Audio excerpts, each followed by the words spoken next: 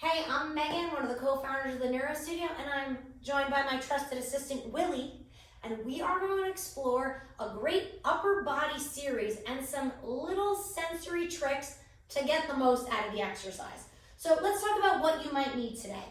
If you've got an ankle weight, grab it. If you've got a hand weight, grab it. And then grab 2 pillows. I've got a yoga bolster and another pillow. I recommend one that's a little thicker and one that's a little flatter. So I like to give this series to all my clients, but here's the problem. When we lie down on our side, our bottom arm gets smushed. There's no room. So the inability for this arm to stabilize can affect the movement of this arm. So what I always recommend, you can use a towel or you can use a pillow and place it under. Now the key is we want a space for the arm. So I'm gonna lay my pillows down here and Willie's gonna get out of the way. So my arm's gonna go between the pillows so there's space. Now, if you're a little wider in the shoulders, you might need a bigger pillow, or if you're like me, pretty wide in the hips and narrow in the waist, you're also going to need a bigger pillow because my hip is gonna determine where my upper body goes. Okay? Now, with my hand weight, if you don't have it, don't stress. You're gonna drape it over your rib cage, right about there. Some of you are gonna like it closer up to the armpit. That's where I like mine. Some of you might like it lower. All right, now that we got the setup, bring your right arm up to the ceiling. So we're gonna first start using a visual and a proprioceptive cue.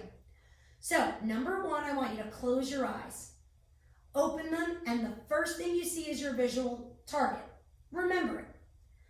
Now, I want you to lower and lift your right arm, staring at your visual target. Now, you can use this ankle weight, or if you hate it, you can wrap your hand to touch your ribs, okay? From there, staring at your visual target, I want you to not change the pressure between your ribs and this weight. And what often happens is when people lower the arm, they tend to laterally flex their spine. So if you just keep that weight on your ribs, you'll be able to better isolate your arm and move your shoulder blade. Now here's the deal. Some of you, this weight might impede getting your arm all the way down. So see how my whole arm can move. So ditch this. Focus on your tongue position. So, option 2, find your visual target, number 1. And number 2, swallow and place your tongue at the roof of your mouth, or a little trick, gently bite your tongue. The biting the tongue is a little more higher risk, so it helps your brain pay attention to your tongue position. From there, I want you to lift and lower your arm and not change the distance between your tongue and the visual target. What does that mean?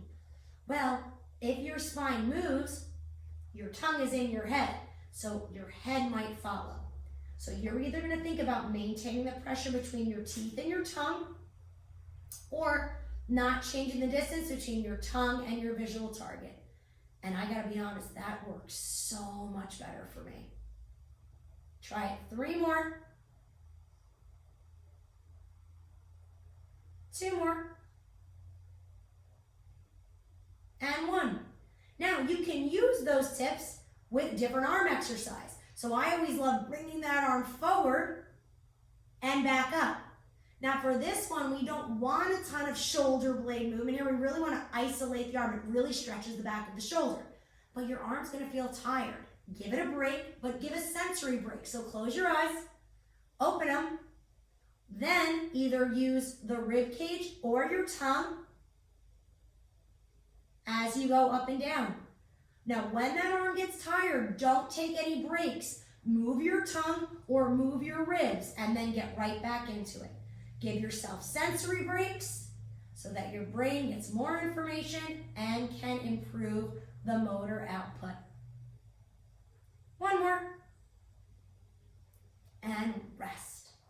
Now, it's not wrong to move your shoulder blade in that exercise, but it would just be a different exercise. I was really looking for really opening up and stretching that rear deltoid, which gets very tight on many. All right, let's explore the other side. Now, different side, different child.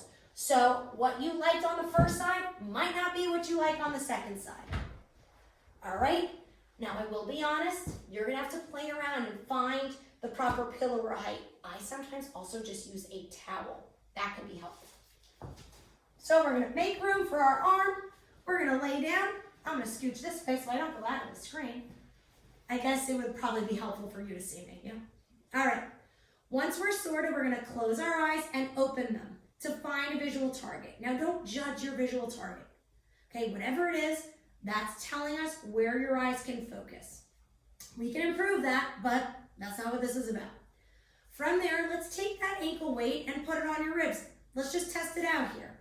So we've got our visual target. We've got our sensory input from the hand weight, or use your hand and lower and lift the arm.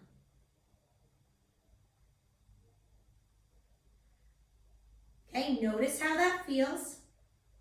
And keep in mind, if there's any pain or discomfort, this isn't a great sensory input. 2 more.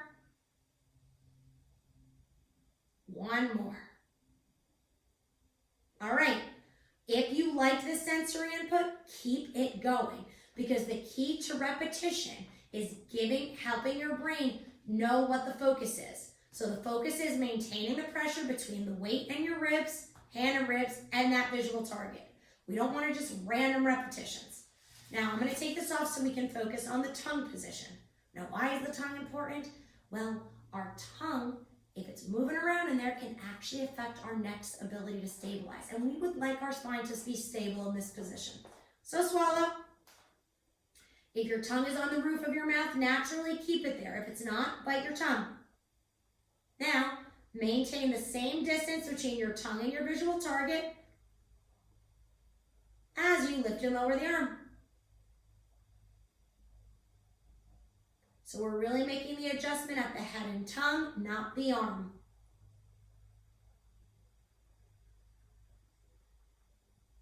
Kind of hard to teach when you're biting your tongue. Or, again, you can, I said the distance, you can, I don't know if I said maintain the pressure between your teeth and your tongue, you can also use that. 2 more. 1 more. And rest. Now on this side, I actually liked the proprioceptive feedback better. Well, not so recently. I had a lot of skin cancer removed from this arm, and it sometimes gives me pain, but that's good because I can tell if my spine is stable or not. So pick what you like better, either focusing your proprioceptive via the cranial nerve or tongue, or by where the rib cage is. We're still using our visual. From there, whatever you liked, we're going to do that other exercise where you bring that arm forward and back up to the ceiling. Maintaining the pressure of the weight on your ribs, not moving it forward and back, or focusing on your tongue. I know, a lot of focus today. Give me 3 more. Pause wherever you're at. Move your ribs if you're focusing on them, or move your tongue right now. Sensory breaks. Go back to it. Give me 3 more. I added a rep because I care.